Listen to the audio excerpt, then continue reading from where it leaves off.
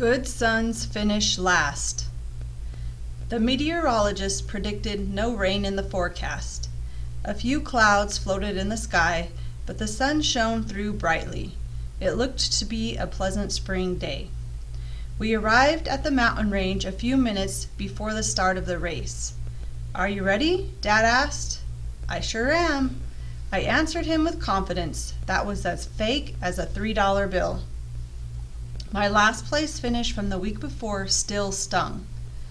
We put on our helmets and headed for the starting line. Nearly 100 cyclists were already lined up, ready to race. 30 seconds later, the referee waved his black and white checkered flag. "On your mark, get set, go." The concrete trail wandered through the green, lush grass at the base of the mountain. The flat terrain began to rise in elevation. By the end of the first mile, the trail headed up the side of the mountain. Green, blue, red, and yellow blurs rode past me at the speed of light. At some point, I realized I was in last place, again. "You all right back there?" Dad called over his shoulder. I grunted as nonchalantly as I could manage, hoping Dad couldn't detect my true level of exhaustion. I took a deep breath and dug deeper inside myself. I put my head down and arched my back to better block the wind. My legs pushed harder. My throat begged for water, but I couldn't afford myself an extra second to grab for the bottle that was strapped to my bike. I could see my dad's red and yellow helmet ahead of me. My eyes fixated on that helmet.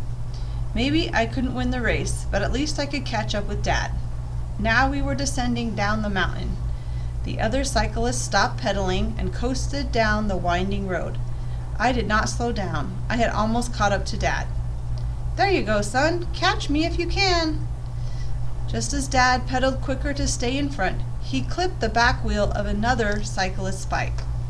Dad pressed hard on his brakes, hoping to regain his balance, but it was too late. He fell off his bike and slid down the side of the mountain until a tree stopped him.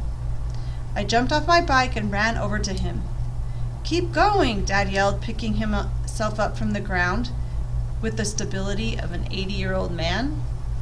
Blood poured from his knee. "You're almost finished." Other cyclists were already crossing the finish line. Dad could not finish the race with his injury.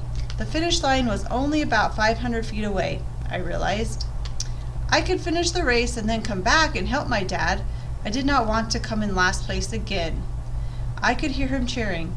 "You can do it, son. Do it for us." But with my dad on the sideline, there was no use. There was no us. I wanted to finish, but I didn't want to finish without him. I helped my dad sit on my bicycle. I pulled it across the final 500 feet across the finish line. We finished together in last place.